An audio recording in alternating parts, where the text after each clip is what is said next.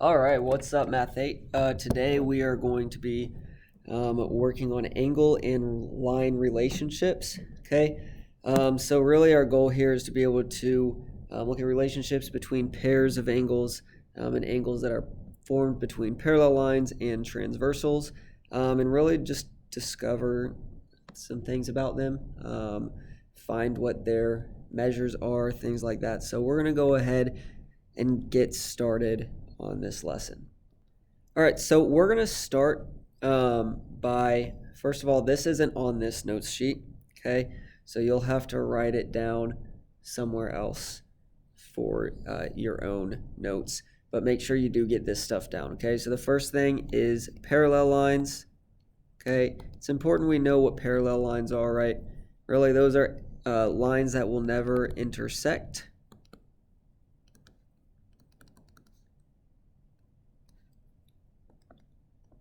All right, and then just to show an example of that, these two lines, if I draw them correctly, yeah, those look pretty parallel. Okay, so when we have parallel lines, the way that we can denote that they're parallel is by putting this little symbol right here, right? That tells that those lines are parallel to each other.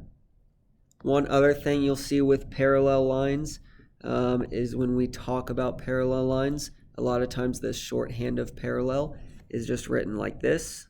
Okay, so it's just two vertical lines right next to each other like I just drew, okay? So that would be a good thing, again, to write down before we move on to the next little bit.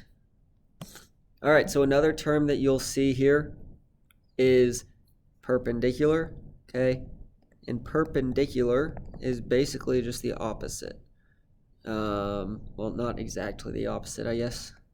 But these are going to intersect. But at their intersection, they form 90-degree angles. All right, so I went ahead and just wrote that out for you. So if you need a little bit of extra time to write that down, feel free to pause the video. But I'm going to leave it up here so it's not going away for just a little bit. Okay, and I'm just going to keep talking about them a little bit while you write that down. An example of perpendicular lines really is just going to look something like this. Okay, you can see when I draw that, the intersection of these makes a right angle there. It's going to make a right angle there. It's going to make a right angle there and a right angle right there. All right, so that's how we know we have perpendicular lines. Okay, and then just like with parallel lines, perpendicular lines have a little shorthand way of writing it instead of having to write out perpendicular, because I know perpendicular is a long word and it's definitely a tough one to spell.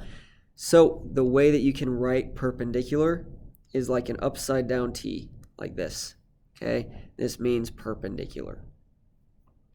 All right, so one more word that I would like for us to define here before we get into the actual notes page is transversal. Okay, transversal is going to be a line that intersects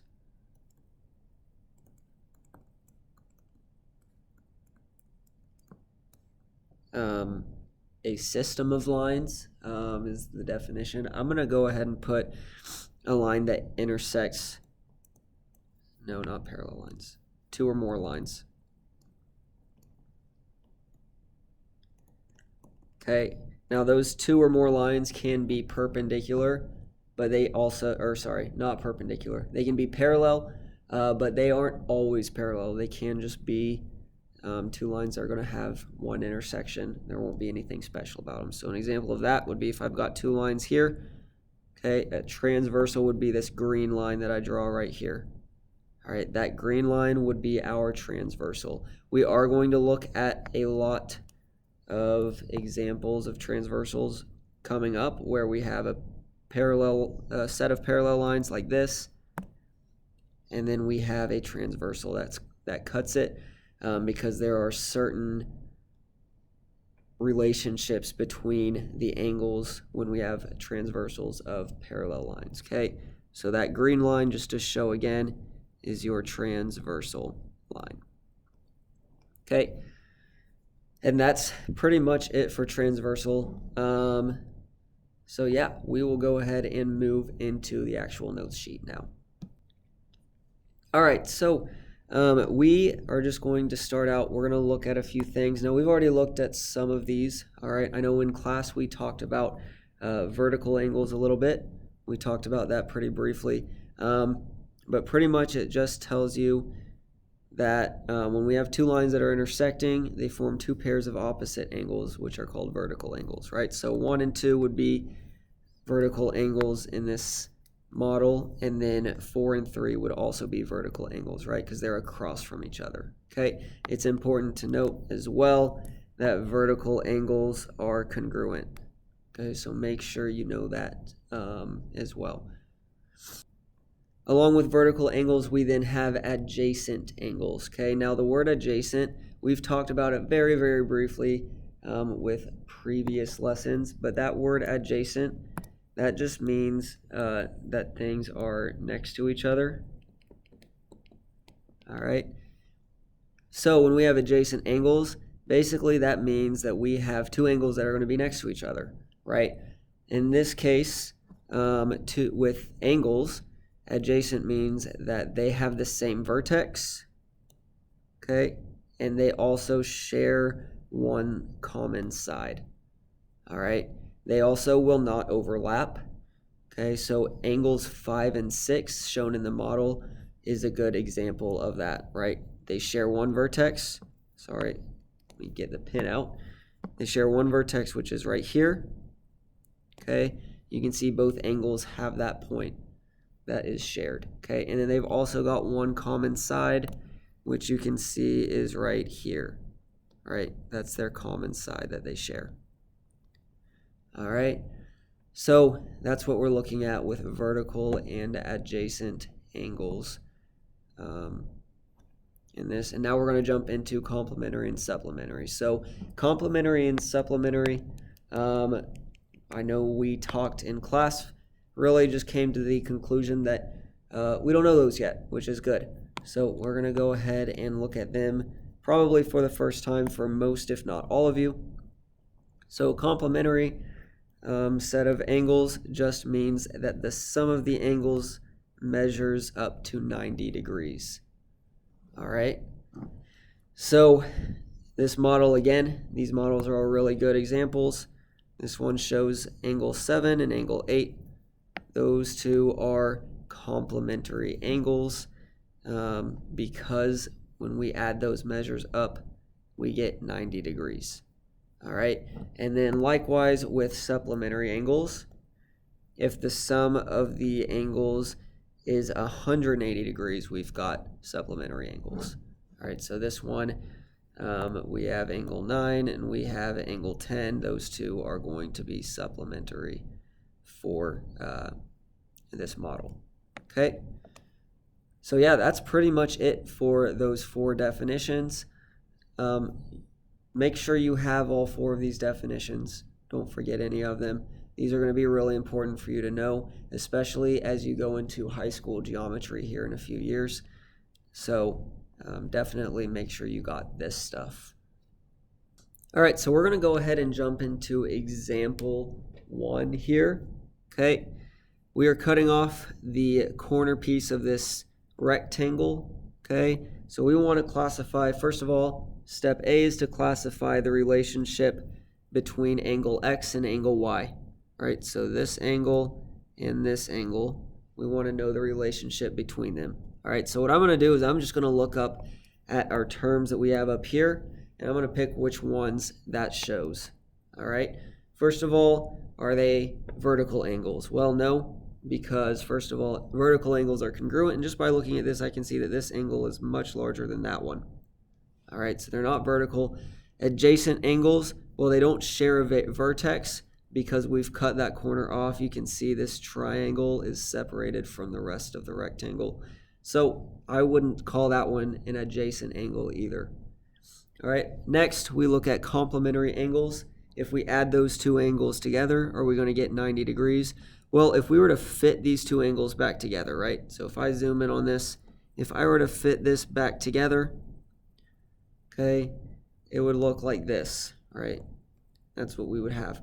Now, if we just look at that, that shows us our angle from here to here. Okay, that is the two angles combined. That is not 90 degrees. Okay, so it's not going to be complementary. However, if we look at this again, when we fit them together, we go from here to here. That's giving us an angle measure of 180 degrees. So I think the best classification for this pair of angles would be supplementary. All right, so that's what we're looking at there. And I know I went through all of those pretty at a slower pace. Some of them you won't have to check, right? Like if I just look at these, when you get used to these, you're going to have no problem being able to tell that those are not vertical angles. You won't even need to check that, okay? But I just wanted to make sure you saw all the steps for that, okay? So I'm going to go ahead and erase all this so we can look at part B. It says if the measure of angle y, that's what that M means, right? It means measure of angle y. Okay, so if the measure of angle y equals 135 degrees, what is the measure of angle x? All right, so because we know they're supplementary, this tells us they add up to 180 degrees. All right, if measure y is 135 degrees, that means, well, if we look at this algebraically, because it's 180 degrees, we have 180 equals x plus y, right? Because they're supplementary, so we know that they add up to 180. Now I can take y, or 135, I can plug it in for y. So that will give me 180 equals x minus 135. Sorry, x plus 135. Be careful on that. Then I'm going to subtract 135 from both sides. And that will leave me with x being whatever 180 minus 135 is. I believe that's 55 degrees. All right, so there's our measure for angle x. We've got 55 degrees. Okay, so that is it for example 1. I want you to go ahead and try out Got It problem, problems A and B on your own. So pause the video, do that, and then we will come back together as a class. All right, once you finish that, we're going to look at example 2. So we have angles R and S are complementary. If the measure of angle R equals 65.3 degrees, what is the measure of angle S? So I'm just going to go ahead and write down, since R and S are complementary, I know complementary means 90 degrees. So R plus S equals 90. Okay, you can see where all that algebra we did towards the beginning of the year, where we were plugging in values, it can really come out to help us in this geometry. Okay, so that's why it was important for us to know that stuff back then. Now we're getting good use out of it today. Okay, so they then tell us that the measure of angle R is 65.3, so I'm going to plug 65.3 in place of R. All right, and now we are just solving like we have done all year long, right? So subtract 65.3 from both sides in order to isolate the variable S.